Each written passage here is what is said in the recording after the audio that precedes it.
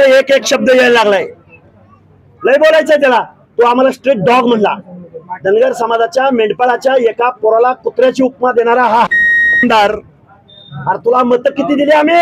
कोण आमदार आहेत नाव सांगा. अरे तो काय कुठला विजय पंडित. आता आमचा विद्रोह आहे. अरे बाद झालं तुमचं आता नाव घेणं, तुमच्या समोर हुजरेगिरी करणं. अरे साल्यानो आमच्या मतावर तुम्ही आमचं आरक्षण घालवलं.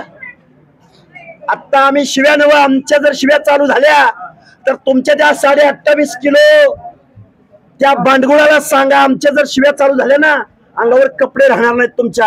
हा विद्रोह आहे आणि कायदा आणि सुव्यवस्था पाळायचा मुख्यमंत्र्यांनी. आता आमचा काय राग आहे आणि आमचं काय आता तांडव आहे हे आता तुम्हाला दिसेल.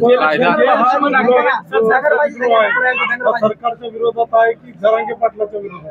अरे जरांगे पाटलाच्या सांगण्यावरनं सरकारनं GR काढला ना. आम्ही आता सरकार जरांगे आमदार हा जगन्नाथाचा रथ आहे. परत एकदा सांगतो, इथं सखा पाटलाचा पराभव जॉर्ज फर्नांडिसने केलाय, इंदिरा गांधीचा पराभव केलाय.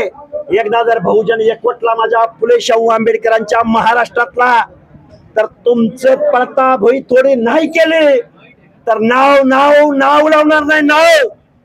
मात्र दुसरीकडे जर बघितलं, पंकजा मुंडे असतील, छगन भुजबळ असतील, इतर नेते दिसत नाहीत. हाकेंनी पुढाकार घ्यावा असा हे सगळे बोलतील, योग्य वेळी बोलतील, योग्य ठिकाणी बोलतील. आणि असू दे ना, कायद्याच्या सभागृहात ते बोलतील, मंत्रिमंडळाच्या कॅबिनेट मध्ये ते बोलतील. अरे रस्त्याची लढाई लढायला आम्ही तयार आहोत ना.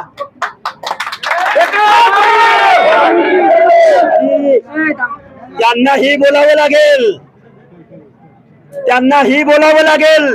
आज आठवण येते ती स्वर्गीय गोपीनाथराव मुंडेंची.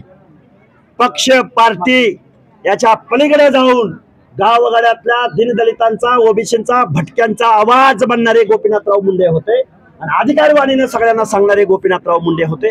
आज त्यांची उणीव भासवत असते. माननीय छगनरावजी भुजबळ बोलतायत पण त्यांना ट्रोल करायचा प्रयत्न करतोय. पण गावगाड्यातले आम्ही पोरं सगळी तयार आहोत. आमचं नेतृत्व जपू, आमचा हक्काधिकार जपू, रस्त्यावरची लढाई आणि न्यायालयातली लढाई मोठ्या ताकदीने लढू.